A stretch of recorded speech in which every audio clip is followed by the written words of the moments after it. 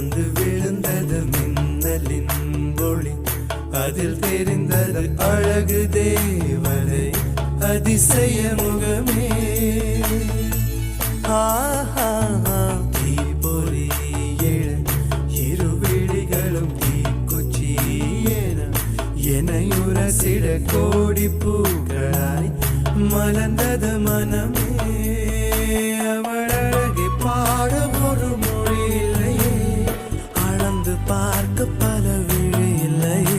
என இருந்த போதும் அவள் எனதில்லையே, மறந்து போய் என் மனமே.